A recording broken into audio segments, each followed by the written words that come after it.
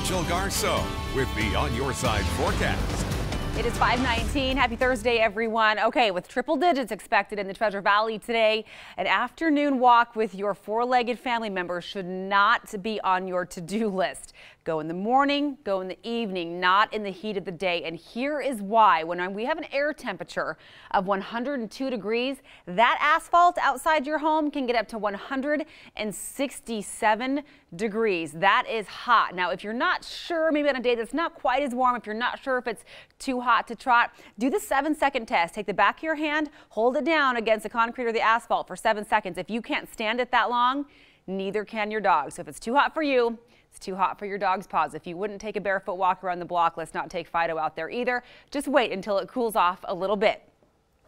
And that 7-second test may come in handy pretty much every day for the entire next week. Look at our weather trend in a nutshell. It is shaping up to be very, very hot. You know we're in a hot trend when 93 degrees is our coolest day of the extended period. We have triple digits today, and we'll likely see temperatures spike back up to the century mark or hotter by early next week. So abnormally warm conditions setting in, and this creates, of course, the potential for some big fire danger, especially today because we'll be so hot, we are so dry, and then we'll also throw a southerly breeze into the mix today. So as we put this into motion, when we reach the peak heat of the day, about 5 or 6 o'clock this evening, places like Mountain Home, kind of a little more open, you'll get a little more breezy. That's where the intense heat is expected to set in.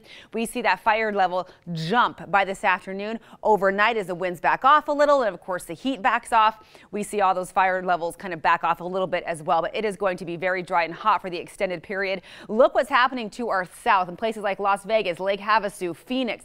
Everything you see here are extreme excessive heat warnings. We're talking temperatures 109, 114 expected in Phoenix today. Out in places like Death Valley, we're talking 125 degrees. I can't even fathom 125 degrees, right? All this air coming up from the south. The cool air you see here sitting off the coast, this area of low pressure, that will be on the move tomorrow, and that will serve to drop temperatures down to that 93 for Saturday. But that's really the only impact it's going to have on us. But let's talk about the scorcher of a Thursday we have. If you thought yesterday was hot with 95 in Boise, look at this. 101 in Ontario, 100 in Caldwell, 102 with dry conditions and a breeze in Boise, 102 for Mountain Home as well.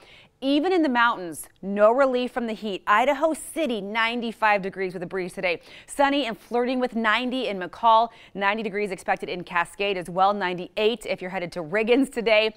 Over in the East Central Mountains, same story. Mid to upper 80s from Stanley over to Sun Valley. 91 degrees expected in Fairfield with some wind today. Magic Valley, same story. Twin Falls knocking on the door of 100 today as well with lots of sunshine. Tomorrow we'll start our morning at about 70 degrees. Beautiful mornings ahead of us. 95 with some clouds tomorrow as that system moves through, or moves by to our north, I should say. But then by the end of the weekend and early next week, right back to about 100 degrees. A hot